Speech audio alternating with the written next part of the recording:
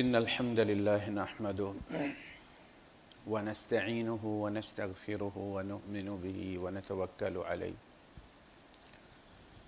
ونعوذ بالله من شرور أنفسنا ومن سيئات أعمالنا من يهده الله فلا مضل له ومن يضلل فلن تجد له وليا مرشدا وأشهد أن لا إله إلا الله وحده لا شريك له ولا ضد ولا ند ولا مثيل له ولا مثال له وأشهد أن سيدنا ومولانا ومعلمنا ومرشدنا ومخرجنا من الظلمات إلى النور محمدا عبده ورسوله أرسله الله بالحق بشيرا ونذيرا وداعيا إلى الله بإذنه وسراجا منيرا فقد بلغ الرسالة وأدى الأمانة ونصح الأمة وكشف الغمة فترك أمته على المحجة البيضاء ليلها كنهارها لا يزيغ عنها إلا هالك اللهم صل وسلم وبارك عليه وعلى آله وأصحابه وأزواجه وذرياته وأهل بيته أجمعين أما بعد فأعوذ بالله السميع العليم من الشيطان الرجيم بسم الله الرحمن الرحيم إنما المؤمنون إخوة فأصلحوا بين أخويكم واتقوا الله لعلكم ترحمون صدق الله العظيم رب اشرح لي صدري ويسر لي أمري واحلل عقدة من لساني يفقهوا قولي آمين يا رب العالمين۔ مومن در حقیقت آپس میں بھائی بھائی ہیں۔ انما المؤمنون اخوۃ فاصلحوا بین اخویکم، تو دو بھائیوں کے درمیان صلح کرا دیا کرو، اصلاح کرا دیا کرو، اور اللہ کا تقوی اختیار کرو تاکہ تم پر رحم کیا جائے۔ یہ بہت بڑی بات ہے۔ یہ اخوت، کلمے کی اخوت، دین کی اخوت، یہ دنیا میں بھی بڑی بات ہے اور آخرت میں بھی بڑی بات ہے۔ یعنی اللہ کے رسول صلی اللہ علیہ وسلم فرماتے ہیں کہ دو مومن جب آپس میں ملتے ہیں اور ہاتھ ملاتے ہیں صرف دین کی نسبت سے، کوئی ذاتی مطلب نہیں ہوتا، تو ان دونوں کے ہاتھ جدا ہونے سے پہلے اللہ پاک دونوں کی مغفرت فرما دیتے۔ یہ ہے اخوت۔ قیامت کے دن اعلان ہوگا این متحابین فی اللہ، اللہ کی خاطر آپس میں محبت کرنے والے کہاں ہیں؟ ایک انس ہوتا ہے، مسجد کے ساتھی ہوتے ہیں، پتہ ہوتا ہے، بڑے فیملیئر چہرے ہوتے ہیں، یہ ہر نماز میں آتے ہیں، کوئی مس ہو جائے تو ایک دوسرے کو پوچھتے ہیں فلاں صاحب کو نہیں دیکھا، خیریت ہے۔ یہ ہے اصل میں وہ نسبت اللہ کی خاطر، اور اس کے بعد ان سے کہا جائے گا کہ اللہ کے عرش کے سائے تلے آ جاؤ تاکہ حساب کتاب شروع کیا جائے۔ یعنی انہیں دھوپ بھی نہیں لگنے دی جائے گی، گرمی بھی نہیں لگنے دی جائے گی، اللہ کے عرش کے سائے کے نیچے جگہ دی جائے گی، صرف اللہ کی نسبت سے۔ اور متفق علیہ حدیث ہے، اللہ کے رسول صلی اللہ علیہ وسلم ارشاد فرماتے ہیں کہ لا تدخلون الجنت حتی تؤمنوا، تم جنت میں کبھی داخل نہیں ہو سکتے یہاں تک کہ تم مومن ہو، ایمان والے ہو۔ وَلَا تُؤْمِنُوا، اور تم مومن نہیں ہو سکتے، ایمان والے تب تک نہیں ہو سکتے حَتَّى تَحَابُّوا، جب تک کہ تمہارے اندر آپس میں کلمے کی محبت نہ پائی جائے۔ اس نسبت سے قومی، یہ میری قوم کا ہے، یہ میرا رشتہ دار ہے، ان بنیادوں پر نہیں، یہ میرا مسلمان بھائی ہے۔ وَلَا تُؤْمِنُوا حَتَّى تَحَابُّوا، مومن کی محبت نکلتی ہے جب تو سمجھ لیں کہ ایمان نکل گیا ہے.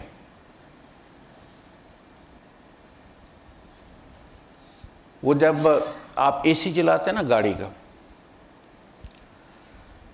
تو اے سی جب آپ آن کرنے تو کمپریسر اس کا آن کرتے ہیں تو اس کا جو پلی ہوتی ہے اس کے اندر میگنٹ پیدا ہوتا ہے، وہ ٹھک سے مین پلی کے ساتھ جو بیلٹ پہ چل رہی ہوتی ہے اس کے ساتھ جڑ جاتی اور چلنا شروع کر دیتی ہے، کمپریسر چلنا شروع کر دیتی.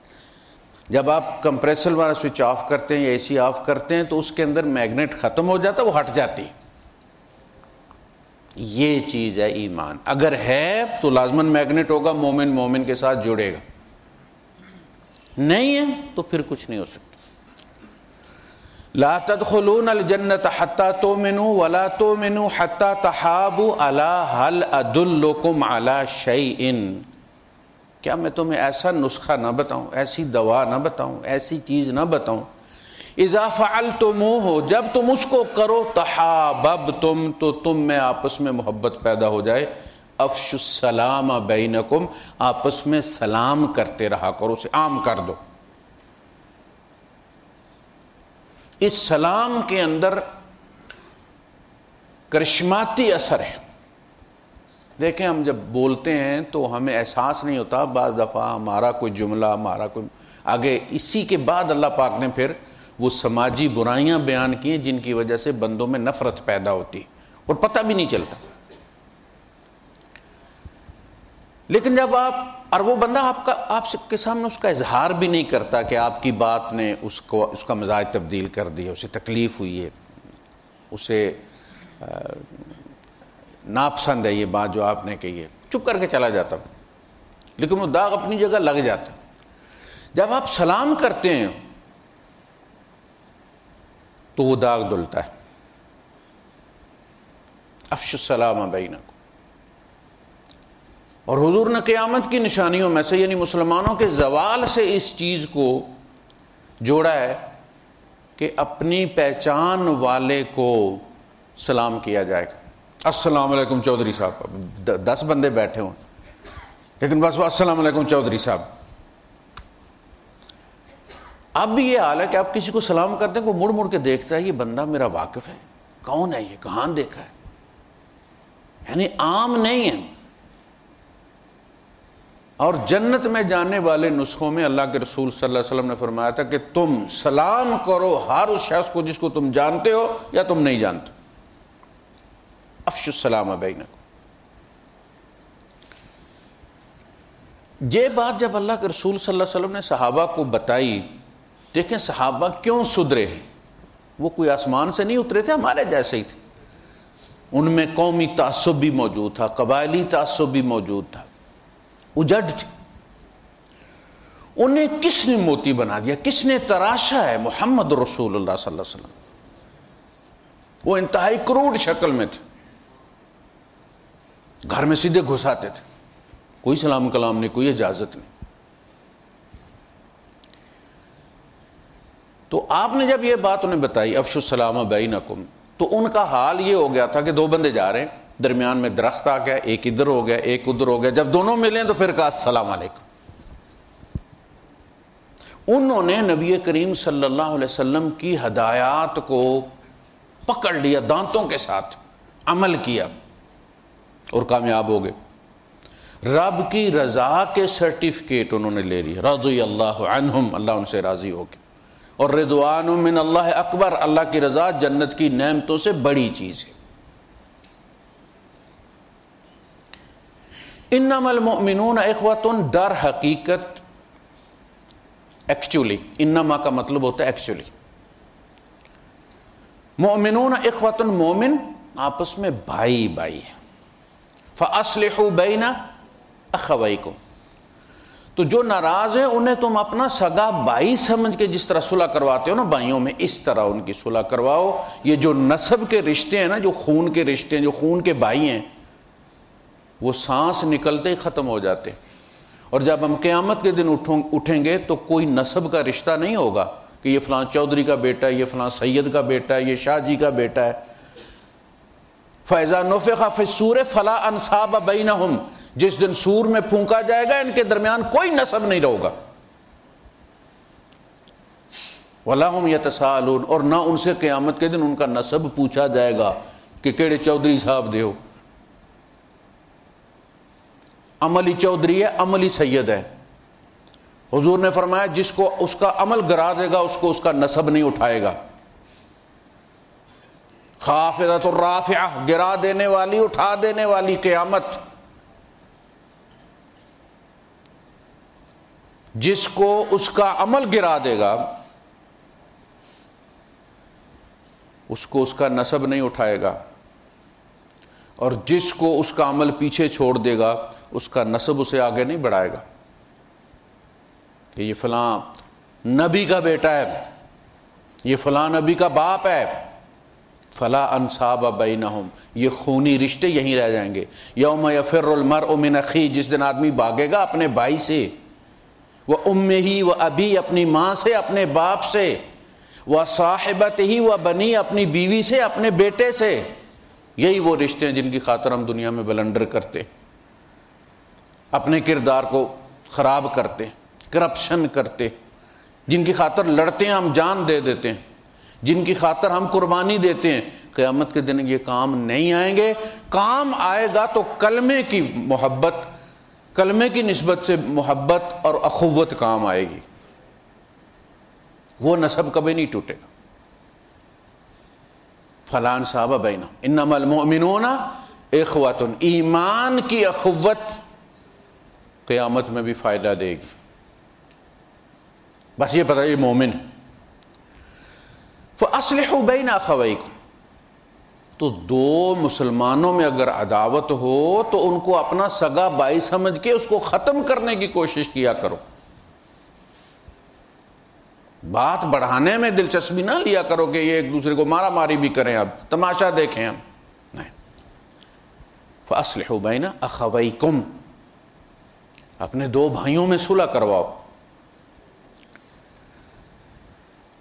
اب جب کتاب ایک، اللہ ایک، رسول ایک، قبلہ ایک، دین ایک، تو اخوت ہونی چاہیے، لیکن نہیں ہے۔ ہم جتنے جتنے دور آئے ہیں ہمارے اندر دیگر بہت سارے اور ایڈریس کھل گئے، ضلع، تحصیل، صوبہ، یونین کونسل، تھانہ، ہر ایک کا الگ ہوتا چلا گیا، تو اخوت کہاں سے آئے گی؟ اگر ہم محدود رہتے، جو اخوت بتائی گئی تھی، اللہ پر ایمان رکھتا ہے، رسول اللہ صلی اللہ علیہ وسلم کی رسالت پر ایمان رکھتا ہے، 5 نمازیں پڑھتا ہے، تمہارے قبلے کی طرف منہ کرتا ہے، تمہارا ذبیحہ کھاتا ہے، وہ تمہارا مومن بھائی ہے۔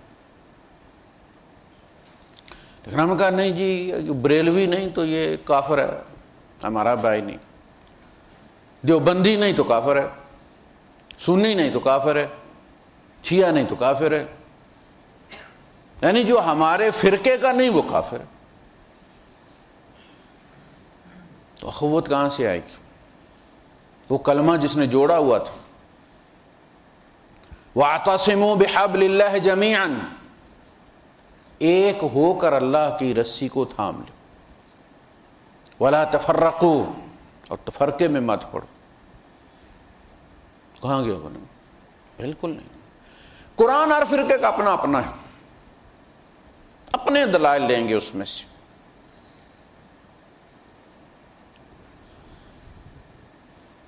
تو سب سے بڑی بات کہ کسی مومن کے بارے میں دل میں کوئی زنگ نہیں ہونا چاہیے، کوئی کجی، کوئی کینہ نہیں ہونا چاہیے۔ اللہ کے رسول صلی اللہ علیہ وسلم نے فرمایا کہ میں جب رات کو سوتا ہوں تو سینہ صاف کر کے سوتا ہوں، کسی کے بارے میں میرے دل میں کوئی کجی نہیں ہو، کوئی کینہ نہیں ہوتا، صاف ستھرا کر کے سوتا ہوں۔ خواتین ہوتی ہیں نا، کچن رات کو صاف کر کے سوتی ہیں، برتن دھونے والے دھو کے رکھ کے صاف ستھرا کر کے وائپر مار کے سوتی ہیں۔ اس طرح دل کو کر کے سویا کرو، پتہ نہیں جاگنا نصیب ہو یا اسی کچرے سمیت مر جاؤ. اکثر و بیشتر ہارٹ اٹیک تیسرے پیر ہوتے ہیں رات کو، اور بندہ اسی طرح چلا جاتا ہے.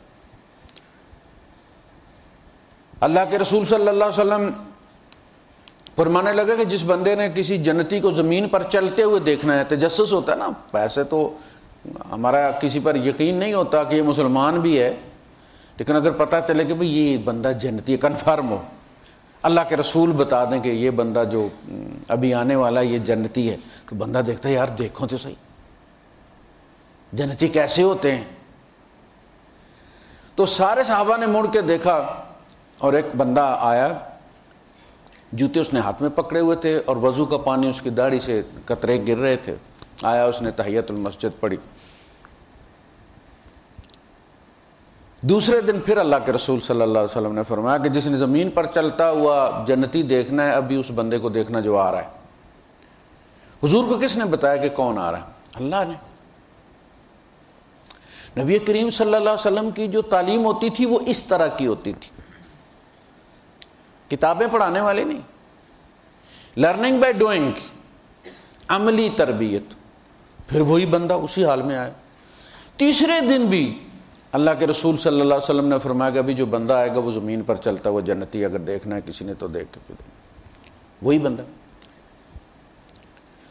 عبداللہ ابن عمر بن العاص رضی اللہ تعالیٰ عنہ، عبداللہ بن عمر نہیں، عبداللہ بن عمر بن العاص رضی اللہ تعالیٰ عنہ کو تجسس ہوا کہ یار یہ بندہ کس چکی کا آٹا کھاتا ہے، کیا عمل کرتا ہے کہ 3 دن اللہ کے رسول اس کے جنتی ہونے کی بشارت دے رہے ہیں، میں بھی وہ عمل کرنا شروع کر دوں. ان کے پیچھے چل پڑے اور آگے جا کے ان سے کہا کہ میرا کوئی گھر والوں کے ساتھ معاملہ ہو گیا ہے، چچا اگر آپ مجھے اپنے گھر رکھ لیں تو.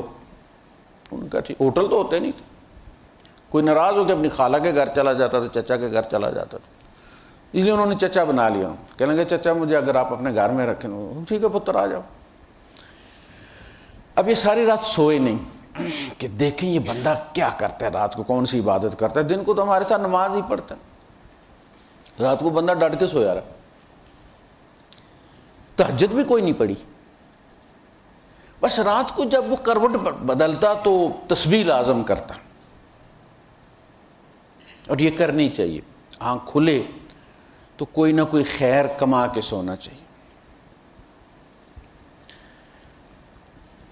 ایک دن بھی گزر گیا، دوسرا دن بھی گزر گیا، تیسرا دن بھی گزر گیا. ان کا شاید آج طبیعت خراب تھی، کل پڑھیں گے، کوئی رات کو عمل کریں گے. پھر تیسرے دن بھی انہوں نے دیکھا کہ یہ تو بس سوئے رہتے ہیں، کبھی پیشاب کے لیے اٹھتے ہیں یا کروٹ بدلتے ہیں تو سبحان اللہ الحمدللہ کہہ دیتے ہیں. تو انہوں نے کہا یہ تو کچھ بھی نہیں ہے. چل پڑے. ان سے کہا اچھا چچا میں چلتا ہوں. پھر رک کر ان سے کہنے لگے کہ میں آپ سے ایک بات کہنا چاہتا ہوں. معاملہ یہ تھا کہ اللہ کے رسول صلی اللہ علیہ وسلم نے 3 دن یہ کہا کہ جس نے زمین پر چلتا ہوا جنتی دیکھنا ہے وہ اس کو دیکھ لے جو ابھی آئے گا. اور 3 دن آپ ہی آتے رہے. تو مجھے یہ تجسس تھا کہ آپ کون سا عمل کرتے ہیں کہ جس کی وجہ سے آپ کی جنت کا فیصلہ یہی ہو گیا. تو میں اس لیے آیا تھا کہ آپ کی وہ خاص عبادت دیکھ لوں، وہ نسخہ دیکھ لوں. جیسے لوگ کہتے ہیں نا وظیفہ بتا دیں فلاں کام ہو، وہ وظیفہ دیکھو جس نے آپ کو جنتی بنا دیا. تو آپ نے تو کچھ بھی نہیں کیا. ان کا بس بیٹا وہی جو تو نے دیکھا میں تو یہی کرتا ہوں، تمہارے سامنے ہے. تو چل دیے واپس. تو پھر آواز دے کہ دیکھو ایک بات ہے کہ میں ہمیشہ رات کو سونے سے پہلے سب کو معاف کر کے سوتا ہوں، سینہ صاف کر کے سوتا ہوں. میرے دل میں کسی کے خلاف کوئی بغض، کوئی کینہ، کوئی ناراضی نہیں ہوتی. ان کا یہ اوپری بات ہے. گئے اور جا کے اللہ کے رسول صلی اللہ علیہ وسلم سے پھر انہوں نے کہا کہ اللہ کے رسول میں ان کی جنت کے کھوج میں گیا تھا، مجھے تو یہ بات ملی ہے کہ وہ بس سینہ صاف کر کے سوتے ہیں. آپ نے فرمایا ذالک من سنتی، یہ ہے میری سنت، تم میں سے جو کر سکے وہ یہ کرے، یعنی سینہ صاف کر کے سوئے. بہت مشکل کام ہے. ہوا چھپ چھپ کے سینوں میں بنا لیتی ہے تصویر. آپ ایک ڈیلیٹ کرتے ہیں شیطان دوسری لے آتا، اس نے یہ بھی کیا تھا، اس نے یہ بھی کیا تھا، اس نے یہ بھی کیا تھا، یاد ہی نہ رہے کہ آپ کے ساتھ کسی نے کچھ کیا تھا، ایمان کی چادر میں ڈھانپ دے اس کو۔ جنت کوئی سوکھی بات تو نہیں ہے۔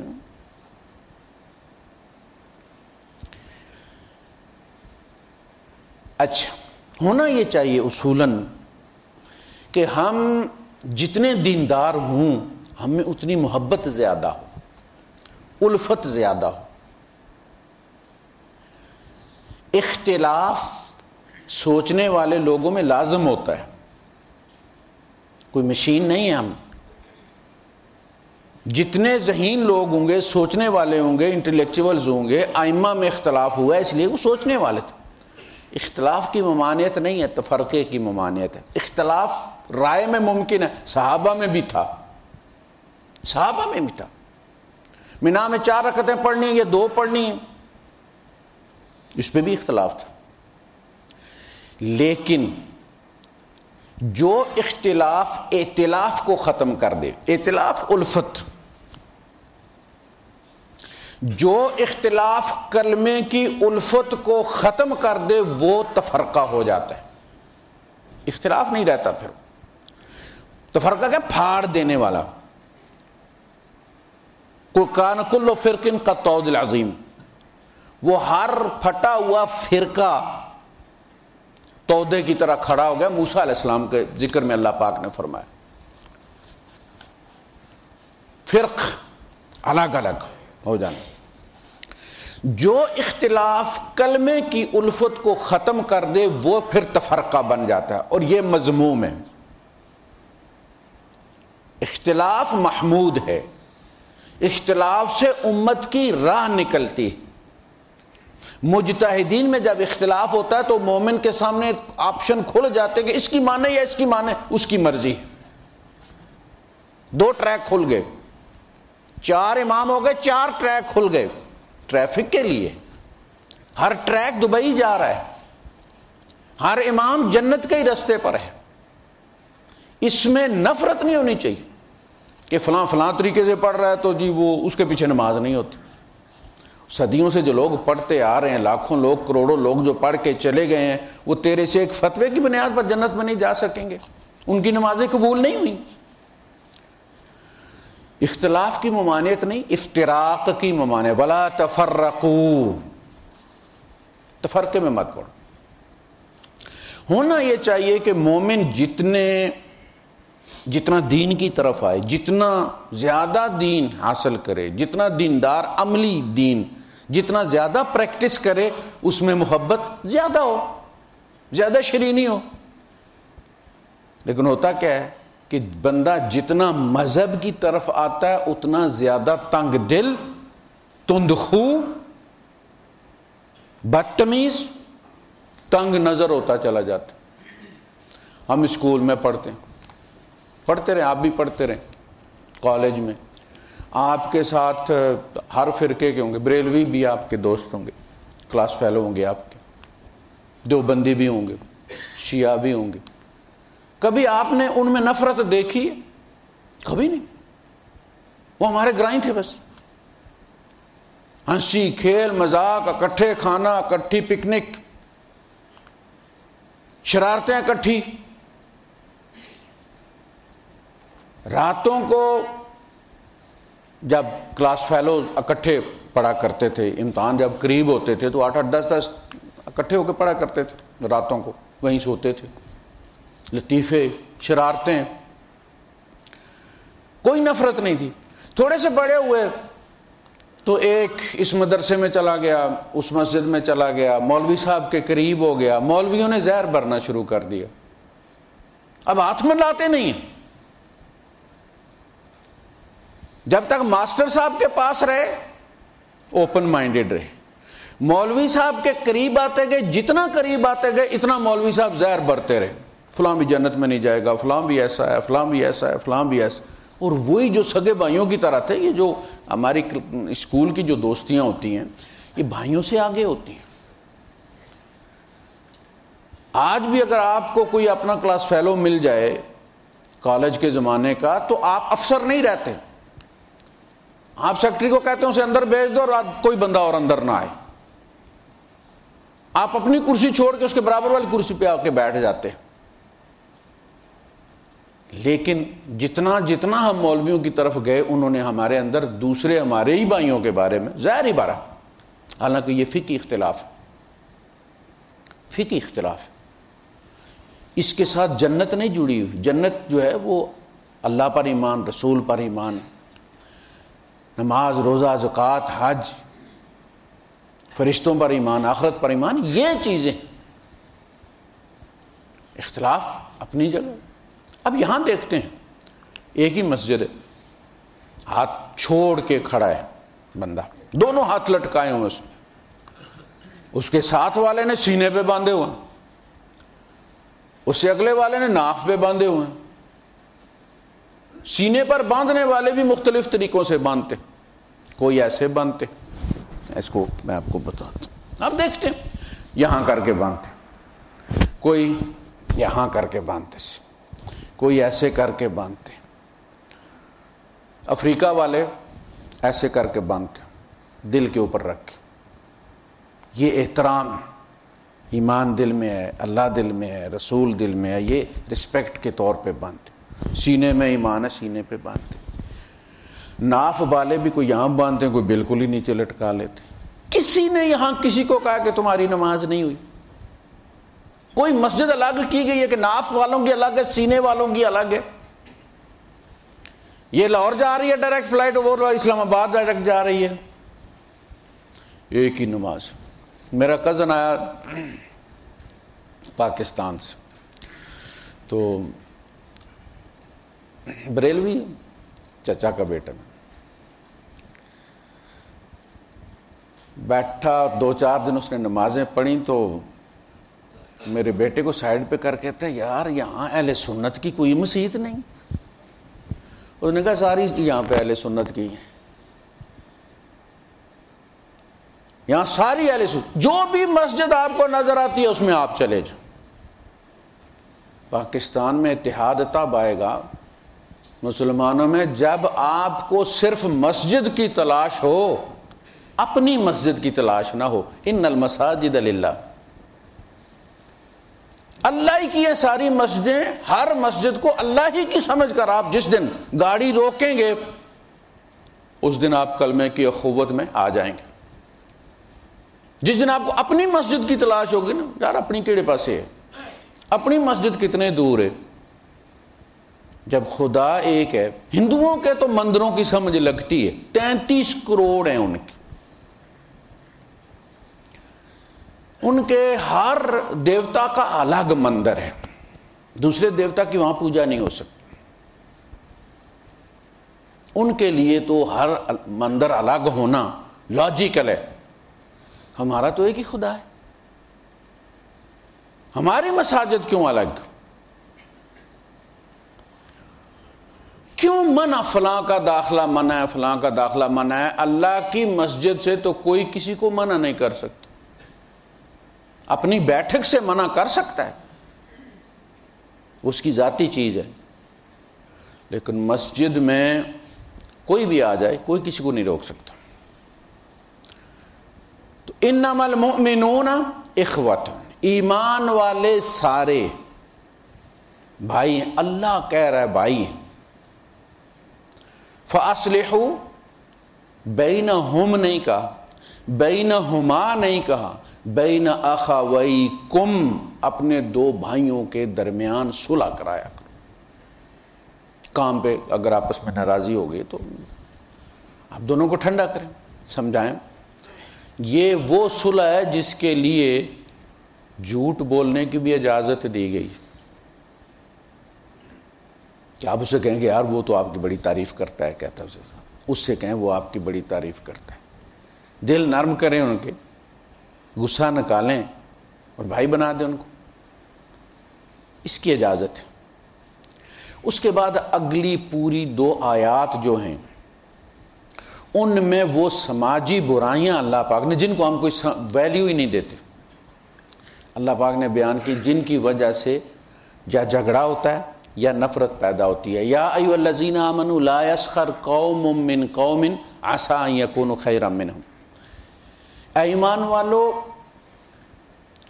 کوئی مردوں کی جماعت گروہ دوسرے گروہ سے کا تمسخر نہ اڑایا کرے، تمسخر نہ اڑایا کرے. ہو سکتا ہے وہ ان سے بہتر ہوں، لیکن معاملہ تو اللہ کے سامنے قیامت کے دن ہی فیصلے ہونے ہیں نا، کون اعلیٰ ہے کون ادنیٰ ہے. ان اکرمکم عند اللہ اتقاکم، بڑا تو تمہارے نزدیک اللہ کے نزدیک وہی ہے بڑا جو تقوی والا ہے. قوم سے کوئی بڑا نہیں ہوتا. تم سارے ایک مرد اور عورت کی اولاد ہو، تمہیں کنبے قبیلے صرف دنیا میں تعارف کے لیے بنایا گیا ہے، آخرت میں ان کا کوئی فنکشن نہیں، irrelevant ہے یہ سارے آخرت میں اللہ کے سامنے.